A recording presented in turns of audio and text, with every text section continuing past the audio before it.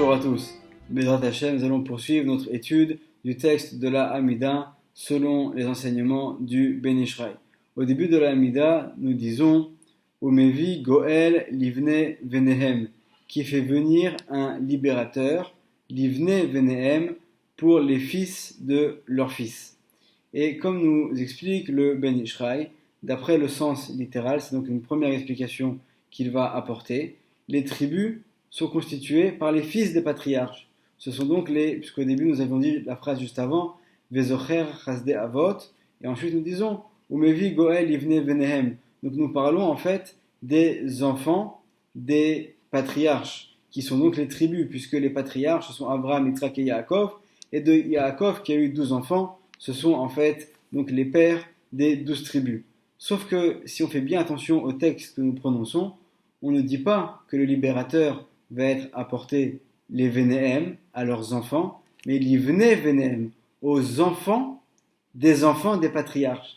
C'est-à-dire en fait ceux qui vont mériter de recevoir ce libérateur, le Mashiach, ce ne sont pas les pères des tribus, mais ce sont les enfants des tribus, c'est-à-dire en fait tout le peuple d'Israël, puisqu'on sait que dans notre arbre généalogique, on va commencer par Abraham, qui est le premier monothéiste, ensuite son fils Yitzhak, ensuite Yaakov, et de Yaakov, il va y avoir 12 enfants qui sont chacun les pères des tribus. Des 12 enfants vont descendre tout le peuple d'Israël jusqu'à nos jours. Et donc lorsque dans la Hamida, nous disons Umevi Goel Livne Venehem, en fait on parle de nous-mêmes qui sont les petits descendants des 12 tribus.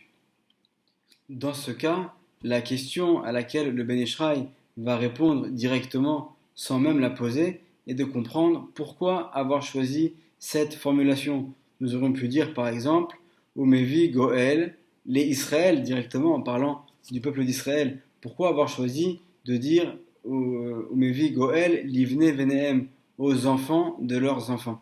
Donc déjà d'un point de vue du sens littéral, le Ben Ish Chai va nous dire qu'on souhaite également, après avoir rappelé les bienfaits de nos pères, des patriarches, et donc tous leurs actes très positifs qui vont nous permettre que nos prières soient acceptées, on va également rappeler les mérites de nos pères, les différents pères de tribus, les différents chefs de famille de chacune des tribus. Et c'est la raison pour laquelle on va eux aussi les mentionner pour augmenter encore nos mérites, alors que nous venons au tout début de la Hamida pour commencer à nous adresser au Créateur.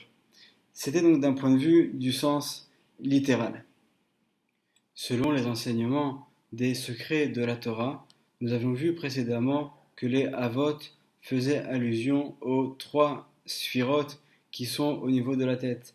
La Chorma à droite, la Bina à gauche et le Da'at au milieu.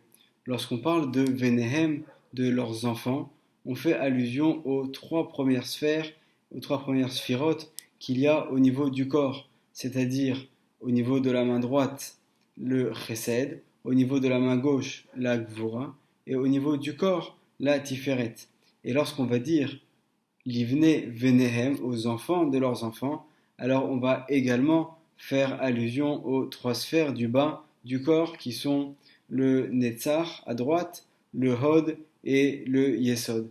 Donc on demande en fait à Hachem de nous envoyer totalement sa lumière, que sa lumière puisse descendre jusqu'à nous, et Bezrat Hachem, grâce à notre prière avec Kavana, grâce au mérite des tribus et des patriarches, que toutes nos prières puissent être acceptées devant Hachem. Amen, vers Amen.